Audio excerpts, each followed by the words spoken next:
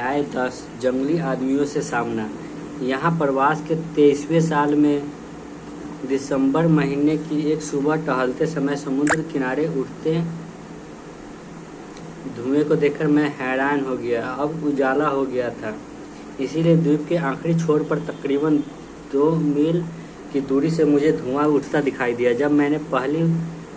जहाँ पहले भी मैंने जंगलियों के आने का महसूस किया था और यह द्वीप का उसी तरफ का हिस्सा था। आने वाले किसी खतरे को भांपते हुए मैंने तेजी से सुरक्षात्मक मुद्रा में आ गया।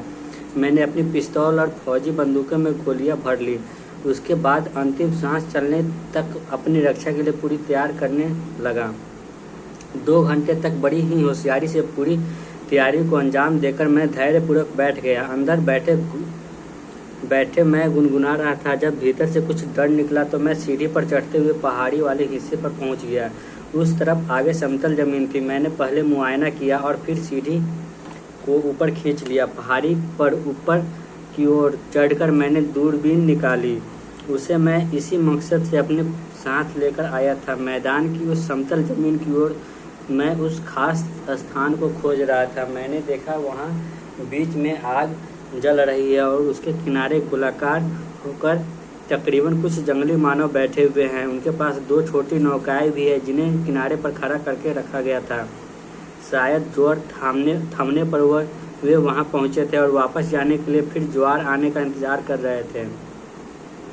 मैं यह नहीं समझ पा रहा था कि वहाँ किस मकसद से आए थे तथा वहाँ क्या कर रहे हैं, खासकर द्वीप के उस इलाके में जो कि मेरी रिहाइश के निकट ही थी। जब मैंने उनके वहाँ आने के संदर्भ पर गौर किया तो मुझे लगा कि निश्चित ही वे ज्वार के सहारे यहाँ तक पहुँचे होंगे। यह विचार आते ही मैं इस मामले पर विचार करने लगा कि अपनी सुरक्षा के लिए मुझे यह स्थान जल्दी छोड़ देना चाहिए। जैसे कि मुझे उम्मीद थी ठीक वैसे ही हुआ। जैसे ही समुद्र में ज्वार आया वे पश्चिम की ओर निकल गए। मैंने उन्हें नाव से जाते हुए देखा। तकरीबन घंटे भर मैंने उनका मुआयना किया, जिस दौरान वे नाचते हुए दिखे थे। मैंने अपनी दूरबीन से उन्हें स्पष्ट तौर से ऐसा करते हुए देखा था। जहाँ तक मैं उन्हें देख और समझ पा रहा था उन्होंने शरीर पर कुछ भी नहीं पहन रखा था।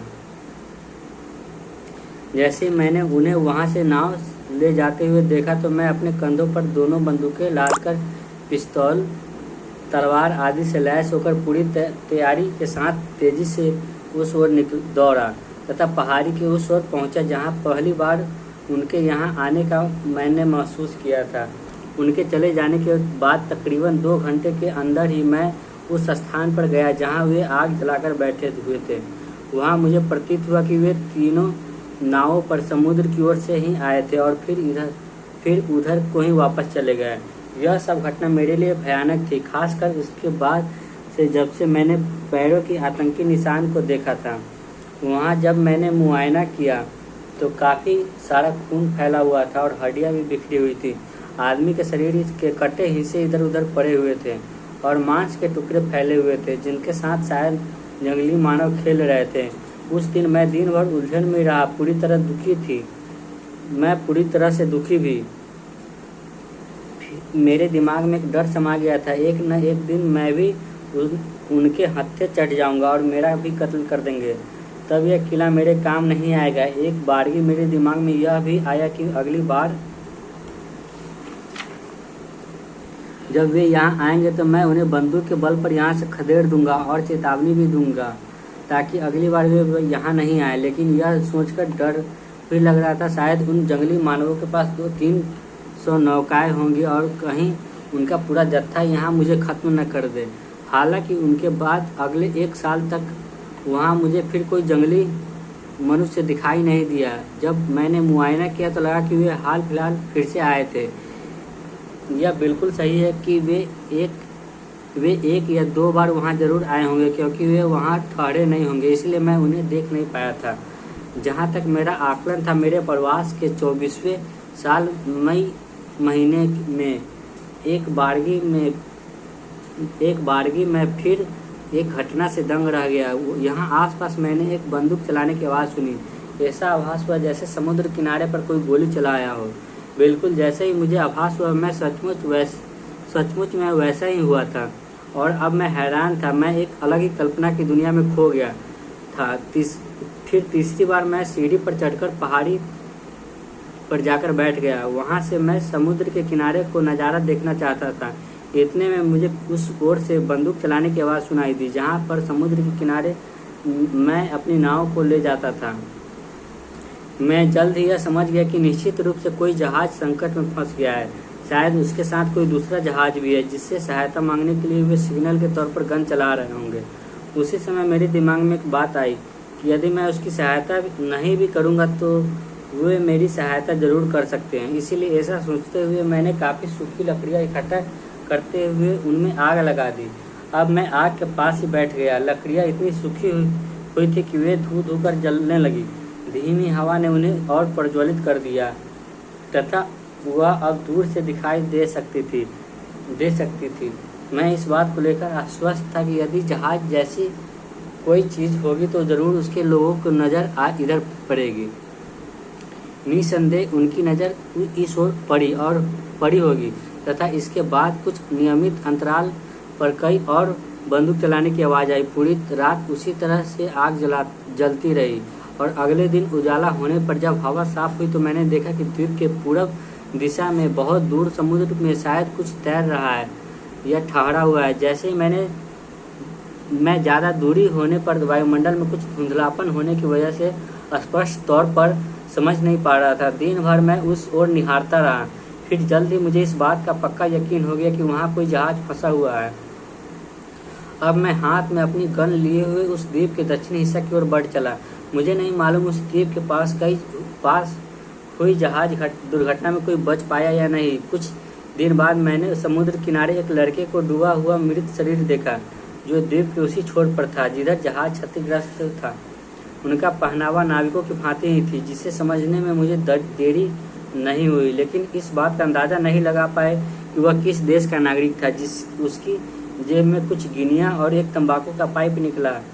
दूसरी वस्तु मेरे लिए बहुत ही मूल्यवान थी, जबकि पहली चीज़ें का वहाँ पर मेरे लिए कोई मोल नहीं था। वहाँ समुद्र बिल्कुल शांत था, इसलिए मैं पूरे साहस के साथ नाव लेकर उस क्षतिग्रस्त जहाज की ओर बढ़ चला, इस उम्मीद से शायद कि वहाँ कोई जीवित बचा हो या फिर मेरे उपयोग के लायक कोई सामान मिल जाए। यदि कोई जीवित होगा तो मैं उसे सुरक्षित रूप से निकालने का भी भरसक प्रयास करूँगा। ऐसा करके मैं न केवल उसकी जान बचा सकता था बल्कि ऐसा होने से मुझे भी एक साथी मिल जाता। इसीलिए मुझे निश्चित ही अपनी नाव लेकर उस जहाज के पास जाना चाहिए। मैंने यह निश्चय कर लिया। इस तरह मैं पूरी ताकत के साथ वहाँ तक समुद्र में जाने की तैयारी करने लगा। मैंने अपने साथ काफ़ी सारे ब्रेड, ताज़ा पानी, कंपास, एक बोतल रम जो मेरे पास काफ़ी तादाद में थी, एक टोकरी भरकर किशमिश आदि रखे। इस तरह सभी ज़रूरी चीज़ों को लेकर पानी की धारा में अपनी नाव खेते हुए मैं आगे बढ़ गया। अगली सुबह पहली ज्वार के साथ ही मैं समुद्र में आगे की ओर बढ़ा। समुद्र की अनुकूल धारा के हिसाब से मैं उत्तर दिशा की ओर चल दिया, फिर पूरब की ओर मुड़ा। तकरीबन 2 घंटे की समुद्री यात्रा के पश्चात आखिरकार मैं उस क्षतिग्रस्त जहाज के पास पहुंचने में कामयाब हो गया। मैं अब जहाज के निकट से देख रहा था। यह जहाज स्पेन में बना हुआ लग रहा था, जो 2 चट्टानों के बीच में फंसने की वजह से 2 भाग में टूटकर बिखर गया था। उसका ऊपरी हिस्से नीचे की ओर झुक गया था। उसकी हालात देखकर उस घटना या हादसे की भयानकता स्पष्ट दिख रही थी। जब मैं उसके पास पहुंचा तो मुझे जहाज पर एक कुत्ता दिखाई दिया जो मेरे नज़दीक आने और मुझसे सहायता पाने की व्याकुल था। जैसे ही मैंने उसे अपने पास बुलाया, उसने नीचे की ओर छलांग लगाई और कुत्ता कूदकर मेरी नौका पर आ गया। वह भूख से बिलबिला रहा था। मैंने उसे खाने के लिए कुछ ब्रेड दिए तो उसने ऐसे खाया जैसे सप्ताह भर बर्फ के भीतर रहने वाला कोई जीव खाने पर टूट पड़ता हो। मैंने उस बेचारे जीव को ताज़ा पानी पिलाया जो मैं अपने साथ वहाँ लेकर आया था। उसके बाद मैं बोट पर गया। यहाँ मुझे पहली नज़र में जहाज के एक केबिन में 2 लोग आपस में लिपटे हुए तथा 2 अन्य लोगों के डूबे हुए शव दिखाई दिए। मैंने यह निष्कर्ष निकाला कि जब जहाज तूफान में यहाँ पर चट्टान से टकराया होगा तो निश्चित ही इसका मस्तूल गिरने से यह लोग मरे होंगे। उस कुत्ते को छोड़कर समूचे जहाज पर मुझे कुछ भी ऐसा नहीं मिला जिसकी मदद की जा सके। वहाँ सारा सामान भी बर्बाद हो चुका था। मैंने कई सारे संदूकों को भी देखा जो शायद नाविकों के रहे होंगे। उनमें से मैं 2 संदूक अपने साथ उठा लाया, हालांकि मैंने उन्हें खोल कर देखा नहीं कि उसमें क्या रखा है। उस जहाज में काफ़ी तादाद में धन दौलत लदा हुआ था। मुझे इस बात का अंदाज़ा नहीं लग पाया कि वह किधर जा रहा था। ब्यूनस या रियो डी ला प्लाटा, ब्राज़ील से आगे अमेरिकी की दक्षिणी हिस्सा में, या मेक्सिको की खाड़ी की ओर, या फिर शायद स्पेन की ओर। इसमें कोई संदेह नहीं कि उस पर काफ़ी दौलत थी। वहाँ पर उस समय उसकी कोई कीमत नहीं थी, लेकिन वहाँ मुझे एक भी जिंदा आदमी नहीं मिला। इस संदूकों के अलावा शराब से भरे तकरीबन 20 पीपे मुझे मिले, जिन्हें मैंने बड़े ही मुश्किल से अपनी नौका पर लादा। केबिन में कुछ फौजी बंदूकें और गोला बारूद रखा था। हालांकि फौजी बंदूक की मुझे ज़रूरत नहीं थी, इसीलिए मैंने वहीं छोड़ दिया, लेकिन गोला बारूद अपने पास रख लिया। आग को सुरक्षित रखने वाले साधन भी मैंने साथ में रख लिए, जिनकी मुझे नितांत आवश्यकता थी। इन सभी सामानों और कुत्ते को साथ लेकर ज्वार के सहारे वापस मैं द्वीप की ओर चल दिया। उसी शाम को रात होने से तकरीबन घंटा भर पहले मैं उस द्वीप पर पहुंच गया। इस समय तक मैं काफ़ी थक चुका था। रातों को मैं उसी नाव पर ही रहा, और सुबह मुझे यह देखना था कि मैं अपने साथ इन सामानों में से क्या क्या ले जा सकता हूँ। तरोताज़ा होने के बाद मैंने किनारे पर सभी सामान को रखा और उसका निरीक्षण किया। एक पीपे में बहुत सारी शराब भरी थी, जिसे मैं संभाल कर रखा। फिर संदूक को खोला और उसमें से सभी जरूरी चीज़ों को निकाला, जैसे एक अच्छी बोतल, 2 बोतल मीठी चटनी और उसके अलावा तमाम ऐसी चीज़ें जो पानी में बर्बाद होने से बच गई थी। मैंने कुछ कमीज़ें भी निकाली, जिनमें से कुछ तो मुझे फिट बैठी। कुछ अच्छी कमीज़ों के अलावा लिनेन के आधे दर्जन रुमाल और रंगीन गलाबंद मिले। रुमाल मेरे लिए उपयोगी साबित हुआ। उस संदूक में धन दौलत भी भरा हुआ था। एक पेपर में लिपटी हुई कोई सोने की छड़ी थी, जो 1 पाउंड वजन के करीब रही होगी। सभी सामान को किनारे पर रखते हुए मैं अपनी नाव को उसके रखे जाने के स्थान पर हार्बर के निकट ले गया, जहाँ से मेरी रिहाइश पास में थी। यहाँ से मैं अपने सारा सामान ढोकर वहाँ तक ले गया। मैंने तमाम हथियारों को संभाल कर रख लिया था। इसके अलावा कुछ हथियार मैं द्वीप के पूर्वी हिस्सों में एक स्थान पर सुरक्षित रखकर आ गया था, ताकि उधर जाने पर वह काम आ सके। इस तरह से 2 साल और वहाँ गुजार दिए। इन 2 सालों में अब पहले की भांति मैं थोड़ा कमज़ोर हो गया था, इसीलिए उस द्वीप से निकलने की योजना बनाने लगा कि आखिर किस तरह यहाँ से निकला जाए। कई बार दिमाग में फिर से एक समुद्री यात्रा पर निकल जाने का विचार आया, लेकिन किसी अनहोनी के डर से मैं खुद को रोक लिया। समुद्री यात्राओं को मुझे अनुभव था। पूरा इंतजाम न होने तथा उपयुक्त नाव न होने के चलते मैं खुद को इसके लिए तैयार नहीं कर पाया। तकरीबन 1.5 साल तक मैं इसे उधेड़-बुन में लगा रहा। एक दिन सुबह समुद्र किनारे उस द्वीप के मेरे वाले हिस्से की तरफ मैंने 5 छोटी नौकाओं को आते हुए देखा। उनमें सभी लोग उतरकर मेरे निवास की दिशा की ओर ही बढ़ रहे थे। मैं सभी को ठीक से नहीं देख पा रहा था, इसलिए उनकी सही संख्या का अंदाज़ा नहीं लग रहा था। मुझे लगा कि वे 20 से 30 की संख्या में होंगे और वे मेरी तरफ ही बढ़ते हुए आ रहे थे। मैं अपने महल में चिंतित था कि आखिर वे किस मकसद से इधर आ रहे हैं। हालांकि मैंने अपनी ओर से आक्रमण की पूरी तैयारी कर ली थी, लेकिन उनकी ओर से किसी भी हरकत का इंतजार कर रहा था। मैंने वहाँ काफ़ी देर तक उनका इंतजार किया कि नज़दीक आने पर उनकी आवाज़ तो मुझे सुनाई पड़ ही जाएगी। मैं बंदूक लेकर सीढ़ी के सहारे पहाड़ी पर चढ़ गया और वहाँ से उनकी गतिविधियों का मुआयना करने लगा। पहाड़ी पर मैंने खुद को छिपा रखा था